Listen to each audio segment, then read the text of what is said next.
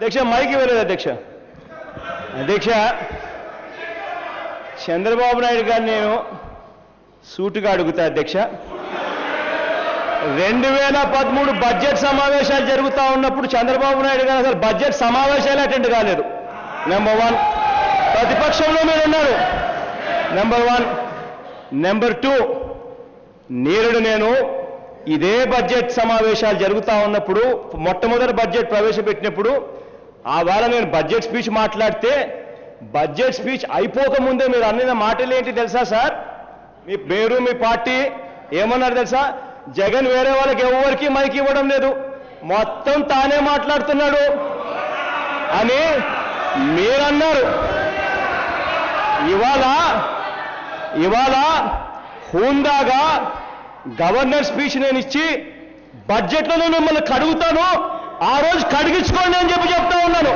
ఎల్లుండి budget speech మీరు రేపు ఇస్తున్నారు 12వ తారీఖున. 16వ తేదీ నేను మాట్లాడతాను. ఆ రోజు మిమ్మల్ని ఎలా కడుగుతానో ఆ రోజు చూపిస్తాను. No interruptions. Let the leader of the House speak. Please, no interruptions. No more interruptions. At the end, you can ask for the clarifications. Yes. Yes. అధ్యక్ష, అందుకే నేను ప్రతిరోజు శాసనసభలో చెప్తున్నాను, ప్రతిపక్ష నాయకుడికి ముందు రూల్స్ మీద, ఆ శాసనసభ నియమాల మీద 1 గంట క్లాస్ తీసుకోమని చెప్పి. నువ్వు అన్నింటి మీద మాట్లాడడం కాదు, కొన్ని కాన్స్టిట్యూషనల్ రైట్స్ ఉంటాయి, దేని మీద ఎవరు మాట్లాడాలనేది అది కూడా నీకు తెలియదు.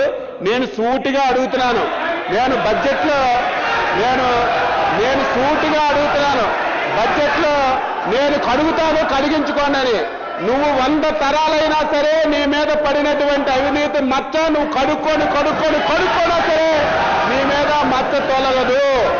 ఒకసారి కాదు, 100 జన్మలెత్తినా సరే, 100 జన్మలెత్తి 100 అవతారాలు ఎత్తినా సరే నీ మీద పడినటువంటి అవినీతి మచ్చ ఎన్నిసార్లు కడిగినా వదలను అని తెలియజేస్తున్నా.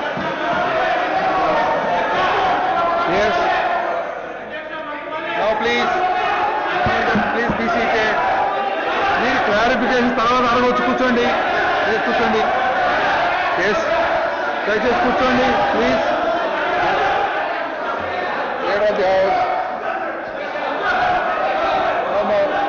You can ask for clarification at the end of the speech.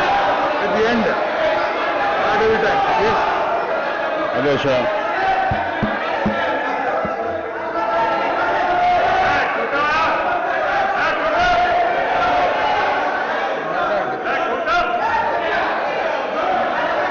ఆర్డర్లో పెట్టలేదు. దయచేసి కూర్చోండి.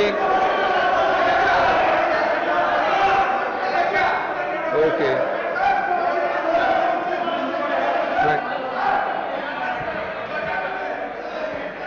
అధ్యక్ష, అచ్చెన్నాయుడు గారు ఆయన మాటలు నిజంగా ఎవరైనా వింటే అసలు చదువు ఫస్ట్ మీరు నేర్చుకోవాలి. ఓకే. నేర్చుకొని వచ్చి అసెంబ్లీలో ఎలా మాట్లాడాలో తర్వాత మీరు చెప్పండి. ఓకే. అసలు మీరు మాట్లాడిన తీరు నేను కాబట్టి వింటూ ఉన్నా. ఒక్కరిని చేసి ప్రజా సమస్యలన్నీ తప్పుదావ పట్టిస్తూ మాట్లాడడం మీకు మాత్రమే చెల్లుబాటు అవుతా ఉంది. నోరు తెరిస్తే అబద్ధాలు ఆడతారు. ఇదే అసెంబ్లీ సమావేశాలు ఒక్కసారి 1919 నుంచి 2004 దాకా తీసుకోండి. ఆ రోజు రాజశేఖర రెడ్డి గారు ఉన్నారు. బడ్జెట్ స్పీచ్లు ఎన్నిసార్లు మాట్లాడారో, బడ్జెట్ గురించి ఎన్నిసార్లు మాట్లాడారో, గవర్నర్ స్పీచ్ ఎన్నిసార్లు మాట్లాడారో ఒకసారి తెలుసుకోండి. తర్వాత మీరు మాట్లాడండి. ప్రతిపక్ష నాయకుడు అనే వ్యక్తి ఈదర్ బడ్జెట్ మీదైనా మాట్లాడతారు, లేదా గవర్నర్ స్పీచ్ మీదైనా మాట్లాడతారు. రెండిట్లో ఏదో ఒకటి ఖచ్చితంగా మాట్లాడతారు అన్నది సాంప్రదాయం తెలిసి కూడా తెలియనట్టుగా, అదేదో అబద్ధం అన్నట్టుగా దాన్ని కూడా వక్రీకరించే కార్యక్రమం చేస్తా ఉన్నది మీరు. మొత్తానికి రూల్స్ తెలుసుకోవాల్సింది మీరు. ఇవాళ రూల్స్ గురించి మీరు మాట్లాడుతూ ఉన్నారు. రూల్స్ తెలుసుకోవాల్సింది చంద్రబాబు నాయుడు గారు. ఫస్ట్ దీని గురించి మీరు తెలుసుకోవాలి, తర్వాత మాట్లాడండి. గత చరిత్ర ఒకసారి తెలుసుకోండి. దయచేసి ఇప్పటి నుండి ఏ సభ్యుడు కూడా లీడర్ ఆఫ్ ద హౌస్ స్పీచ్కి ఇంటరప్షన్స్ రాకూడదు. దయచేసి కూర్చోండి.